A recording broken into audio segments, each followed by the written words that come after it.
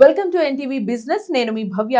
ఇప్పుడు మన ముందు the rupee company founder mister Atluri Ganesh Kumar ఉన్నారు. సార్ని అడిగి ఇప్పుడు మనకి మ్యూచువల్ ఫండ్స్ లో ఎస్ఐపి అండ్ ఎస్డబ్ల్యూఎఫ్ఏ కాకుండా ఎస్ఐఎఫ్ అని ఒక కొత్త కాన్సెప్ట్ వచ్చింది. దీని గురించి ఫుల్ డీటెయిల్స్ తెలుసుకుందాం. హలో సార్, ఎలా ఉన్నారు సార్? నమస్తే అండి. సార్, ఇప్పుడు మ్యూచువల్ ఫండ్స్ లో అందరికీ తెలిసింది సిప్, ఎస్డబ్ల్యూఎఫ్, అండ్ వీటినే కొంచెం ఒక క్వశ్చన్ మార్క్ లో చేయాలా వద్దా అనే సందేహంలో ఉంటారు. సో ఈ ఎస్ఐఎఫ్ అంటే ఏంటి సార్? రీసెంట్గా సెబీ మ్యూచువల్ ఫండ్ కేటగిరీలోనే ఒక కొత్తది తీసుకొచ్చిందండి. అంటే మ్యూచువల్ ఫండ్స్ అయినా ఇదైనా బేసిక్గా మార్కెట్లోనే ఇన్వెస్ట్ చేస్తాయి. అవునవును. ఓకే, సో ఏంటంటే కొంచెం రూల్స్ అంటే ఇన్వెస్ట్మెంట్ మెథడ్ని కొంచెం మార్చిందండి. అంటే ఫండ్ మేనేజర్, ఎనీ ఫండ్, ఇప్పుడు మ్యూచువల్ ఫండ్ అయినా ఫండ్ మేనేజర్ ఉంటాడు. ఫండ్ మేనేజర్కి ఇప్పుడు లార్జ్ క్యాప్ ఫండ్స్ అయినా, మిడ్ క్యాప్ ఫండ్స్ అయినా, స్మాల్ క్యాప్ అయినా, ఆర్ మైక్రో క్యాప్ ఫండ్స్ అయినా కూడా కొన్ని సర్టెన్ గైడ్ లైన్స్ ఉంటాయి. కాబట్టి అంటే ఈ ఫండ్లో ఇంత పర్సెంట్ ఇన్వెస్ట్ చేయాలి, లేదు ఈ ఫండ్ కేటగిరీలో ఇంత పోర్షన్ మీరు డెట్లో ఇన్వెస్ట్ చేయొచ్చు, ఇంత పోర్షన్ మీరు ఈక్విటీలో చేయొచ్చు. ఇది మ్యూచువల్ ఫండ్ గైడ్ లైన్స్ ఉంటాయి. ఇక్కడ ఏం చేసిందంటే ఎక్స్ట్రా సేమ్ అలాంటిదే ఉండి ఒక 25% డెరివేటివ్స్లో ఇన్వెస్ట్ చేయడానికి స్కోప్ ఇచ్చింది. అంటే డెరివేటివ్స్ అంటే మనకి ఫ్యూచర్స్ అండ్ ఆప్షన్స్లో ఒక ఫండ్ ఇన్వెస్ట్ చేయడానికి ఇక్కడ మనకి సెబీ అనేది ఒక ప్రొవిజన్ ఇచ్చింది. సో దీనికి ఏంటంటే ఎందుకు ఈ ప్రొవిజన్ ఇవ్వాల్సి వచ్చిందంటే, జనరల్గా దీన్ని మనం హెడ్జింగ్ అంటాం. అంటే ఒక ఈక్విటీ మనం కొన్నప్పుడు, ఒక స్టాక్స్ మనం కొన్నప్పుడు మనం మార్కెట్ పెరుగుతుంది అనుకుని కొంటాం. సో మార్కెట్ బియాండ్ మన ఎక్స్పెక్టేషన్ వెళ్ళినప్పుడు మనం రివర్స్లో మనం కొంత ఫ్యూచర్స్లో షార్ట్ చేయడానికి కానీ, ఆర్ మనం డెరివేటివ్స్ ఇన్వెస్ట్ చేయడానికి కానీ మనకి ప్రొవిజన్ ఉంటుందండి. దీన్ని హెడ్జింగ్ అంటాం. సో ఇది ఇప్పుడు ఇచ్చింది. అది కూడా ఎలా ఇచ్చిందంటే, ఒక రిటైల్ ఇన్వెస్టర్స్ అంటే జనరల్గా ఏఎఫ్ మనం ఇన్వెస్ట్ చేస్తే 1 crore పెట్టాలి. అలాగే మనం పిఎంఎస్లోకి వెళ్ళాలంటే 50 lakhs. సో ఒక 10 lakhsతో అంటే జనరల్గా ఎక్కువ మంది పార్టిసిపేషన్ చేయడానికి 10 lakhs అనేది మినిమం టికెట్ సైజ్ పెట్టిందండి సెబీ. సో ఇక్కడ మెయిన్ కాన్సెప్ట్ ఏంటంటే ఫండ్ మేనేజర్కి కొంత పోర్షన్ హెడ్జ్ చేయడానికి ఇక్కడ స్కోప్ ఉంటుందండి. సార్, దీన్ని అసలు డిఫరెన్స్ అర్థం చేసుకునే ముందు అసలు డెరివేటివ్స్ అంటే అందులో మనకు కొంత రిస్క్ ఉంటుంది. మరి ఆ రిస్క్ ఉన్నప్పుడు డెఫినెట్లీ మనకి ప్రాఫిట్ ఆర్ రిటర్న్స్ వస్తుందా అనే క్వశ్చన్ ఉంటుంది. అంటే ఇక్కడ ఒక మిత్ ఏంటంటే అండి, రిస్క్ ఎక్కువ ఉన్నంత మాత్రం రివార్డ్ ఏం రాదండి, రిటర్న్ ఏమి ఎక్కువ రాదు. ఓకే, అంతేగాని క్యాపిటల్ తక్కువ ఉంటే రిస్క్ ఎక్కువ, క్యాపిటల్ ఎక్కువ ఉంటే రిస్క్ తక్కువ, ఇదంతా కూడా మిత్ అండి. అంటే ఇక్కడ మనం ఎలా చూడాలంటే, దీన్ని ఈ ఫండ్ వరకు మనం ఎలా చూడాలంటే, మనం దీన్ని 2 కేటగిరీస్లో చూడొచ్చండి. రిస్క్, రిటర్న్ చూసుకుంటే రిస్క్ తక్కువ, ఓకే, రిస్క్ తక్కువ, రిటర్న్ ఎన్హాన్స్మెంట్, ఈ 2 కేటగిరీల్లో మనం చూడొచ్చండి. అంటే రిటర్న్ ఎన్హాన్స్మెంట్ అంటే ఏంటి, ఇప్పుడు మార్కెట్లో మనం లాస్ట్ 1 year నుండి చూసుకుంటే మార్కెట్లో పర్ఫార్మెన్స్ అంటే రేంజ్ బౌండ్లో ట్రేడ్ అవుతున్నాయండి. రేంజ్ బౌండ్లో ట్రేడ్ అవుతుంటే మీరు లార్జ్ క్యాప్ తీసుకున్నా, మిడ్ క్యాప్ తీసుకున్నా, స్మాల్ క్యాప్ తీసుకున్నా రిటర్న్స్ ఎక్కువ లేవు. మిడ్ క్యాప్ తీసుకుంటే -3%, -4% ఉన్నాయి. హైయర్ సైడ్ చూసుకుంటే 3-4% ఉంది. స్మాల్ క్యాప్ అయితే ఆల్మోస్ట్ అన్నీ కూడా నెగిటివ్లోనే ఉన్నాయి. లాస్ట్ 1 year నుండి చూస్తే కొన్ని -13%, -7%, ఏదో 1-2 ఫండ్స్ నియర్ బై పాజిటివ్ ఉంది. లార్జ్ క్యాప్స్ మోడరేట్గా ఉన్నాయి.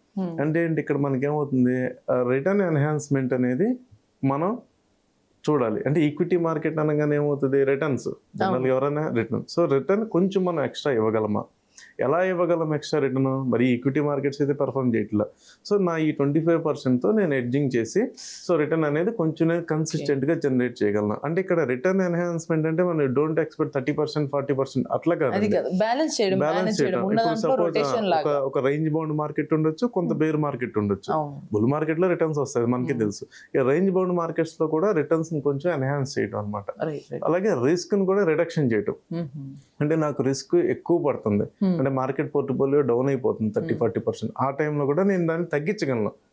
రిస్క్ కంప్లీట్ గా అవాయిడ్ చేయడం అనేది ఉండదండి ఇక్కడ ఈక్విటీ మార్కెట్, కానీ రిస్క్ తగ్గించడం. అంటే ఇప్పుడు ఈ రెండింటిని మనం ఎలా అర్థం చేసుకోవాలంటే అబ్సల్యూట్ రిటర్న్స్ అనొచ్చు. అంటే సపోజ్ నాకు ఫస్ట్ ఒక ఇయర్ నాకు మార్కెట్ పెర్ఫార్మ్ చేసింది 40% రిటర్న్ వచ్చింది.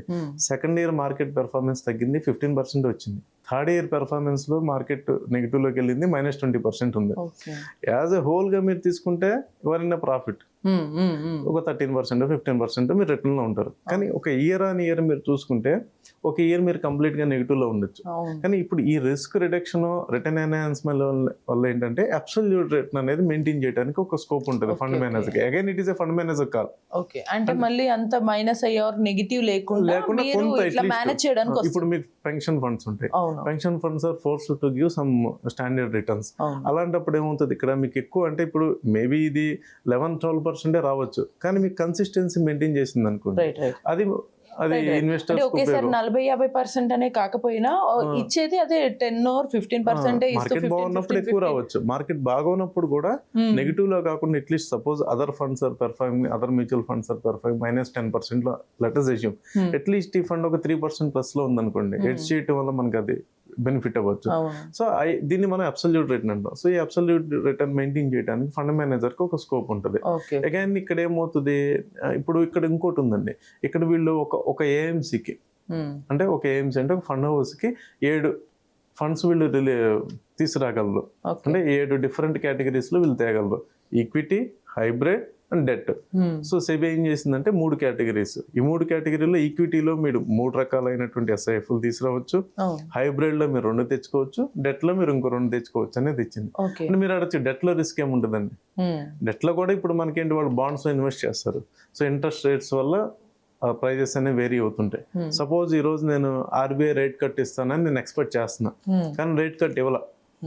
సో అప్పుడు ఏమవుతుంది, దాని ఇంపాక్ట్ బాండ్స్ మీద రేట్ ఆఫ్ దీని మీద పడుతుంది కాబట్టి అక్కడ కొంచెం వాళ్ళు ఆర్బిట్రేట్ చేయడానికి అక్కడ స్కోప్ ఉంటుంది. అలాగే హైబ్రిడ్ ఫండ్స్ ఉన్నాయి. హైబ్రిడ్ ఫండ్స్ ఇప్పుడు ఏం చేసింది సేబీ, దీనిలో అదర్ అసెట్ క్లాస్ కూడా ఇంక్లూడ్ చేసింది.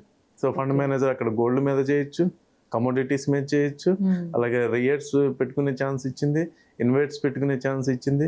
సో వీటన్నిటి మీద తను ఆర్బిట్రేట్ చేసుకోవడానికి స్కోప్ ఉంటుందండి. సో ఇట్లా మనకి అంటే ఏదైతే మాకు డెరివేటివ్స్ ఉందో, అగైన్ ఇదేంటంటే ఫండ్ మేనేజర్ అండి, ఫండ్ మేనేజర్ ఎలా తీసుకుంటాడు కాల్ అనేది ఇంపార్టెంట్ ఇక్కడ. బట్ వాళ్ళకి కొంత లెవరేజ్ వచ్చింది. అండ్ దీంట్లో మళ్ళీ దీన్ని డిఫరెన్స్ చూడాలి అంటే అందరికీ ఇది కొంచెం ఏమన్నా కాంప్లికేటెడ్ ఉంటుందా, లేకపోతే మ్యూచువల్ ఫండ్స్ కి దీనికి డిఫరెన్స్ ఏంటి అనే డౌట్ వస్తుంది సార్. మరి ఈ డిఫరెన్స్ ఎలా అంటే డిఫరెన్స్ అక్కడేమో 100% ఇన్వెస్ట్ చేస్తాడండి, కానీ అక్కడ మీకు ఏంటంటే ట్రాక్ రికార్డ్ ఉంది. ఇప్పుడు ఒక 25 years ట్రాక్ రికార్డ్ ఉంది, ఎలా పెర్ఫార్మ్ చేస్తాయి ఏంటి అనేది. ఇక్కడికి వచ్చేటప్పటికి ఇది న్యూ.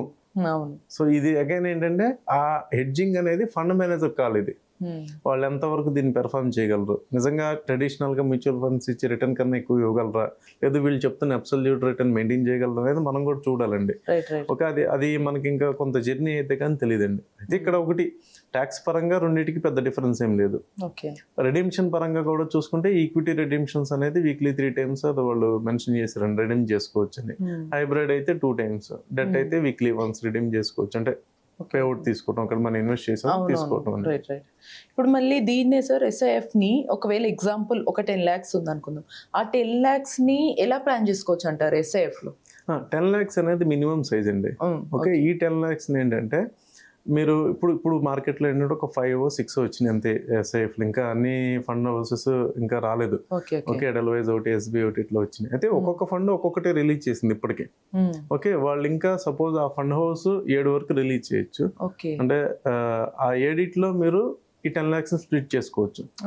కానీ ఒక ఫండ్ హౌస్ లో ఒక దానిలో, రెండో ఫండ్ హౌస్ లో రెండో దానిలో అలా మనం పెట్టలేమండి. 10 lakhs ఒకే ఫండ్ హౌస్ లో వేరియస్ ఎస్ఐఎఫ్ లో మనం పెట్టుకోవచ్చు. సపోజ్ ఆ ఫండ్ హౌస్ వచ్చింది, ఎస్బీఐ వచ్చింది, ఎస్బీఐ సపోజ్ లెటర్స్ ఈక్విటీ దానిలో తీసుకొచ్చింది, హైబ్రిడ్ లో కూడా తీసుకొచ్చింది, డెట్ లో కూడా తీసుకొచ్చింది. You can split in 3 different basket లో చేయొచ్చు. కానీ మీరు ఈ ఫండ్ తీసుకెళ్ళి ఎస్బీఐ లో దీనిలో కొంచెం, లేకపోతే ఇంకో ఫండ్ హౌస్ లో అలా మనం చేయలేము. సో అంతవరకు మనకి ప్రొవిజన్ ఉందండి. సో దట్ ఈస్, అది కూడా 10 lakhs మినిమం టికెట్ సైజు. అంతేగాని మనం ఒక దానిలో 4 పెట్టి, రెండో దానిలో 2 పెట్టి అట్లా ఉండదు. అంటే వీ కెనాట్ స్ప్లిట్. అంటే ప్రతి దాంట్లో మినిమం 10 lakhs పెట్టాలండి. దాన్ని మీరు ఒకే దానిలో పెట్టుకోవచ్చు, లేదా స్ప్లిట్ చేసి పెట్టుకోవచ్చు. ఓకే, ఆ 10 lakhs ని కూడా ఫండ్ లో ఉన్న డిఫరెంట్ ఎస్ఐఎఫ్స్ లో ఈ 10 lakhs ని మనం ఓన్లీ వన్, ఇప్పుడు ఫర్ ఎగ్జాంపుల్ ఓ కంపెనీ అని వెళ్తే ఆ కంపెనీ నుంచే పెట్టాలి, పెట్టుకోవాలి. అది కంపెనీ లేదు, నేను సపోజ్ నా దగ్గర ఒక 30 lakhs ఉంది, I want to invest 10 lakhs in different AMCs. Okay, నేను హెచ్డిఎఫ్సి లో పెట్టచ్చు, నేను ఎస్బీఐ లో 10 lakhs పెట్టుకుంటా, నేను ఇంకోటి వేరే మిరే అసెట్ లో 10 lakhs పెట్టుకుంటా. అది allocation of the your fund. కానీ ఈ 10 lakhs ని మళ్ళీ మనం ఒక 2-3 డిఫరెంట్ అదే suppose example SBI some XYZ కంపెనీలో తీసుకుంటే ప్రొవిజన్ ఇచ్చిందండి. Okay sir, clear. అండ్ ఇందులో కూడా కొన్ని డీటెయిల్స్ ఇంకా మనం తెలుసుకుందాం. అది ఇఫ్ మన ఆడియన్స్ కూడా ఏదైనా డౌట్స్ వస్తే కమెంట్స్ రూపంలో అడుగుతూ ఉంటారు కాబట్టి, సో మీకు కూడా ఎస్ఐఎఫ్ అంటే అర్థమయ్యే ఉంటుంది, ఈజీగా మనకి ఎలా ఇన్వెస్ట్ చేసుకోవచ్చు అండ్ అది ఎలా రిటర్న్స్ వస్తాయని చాలా డీటెయిల్డ్గా చెప్పారు.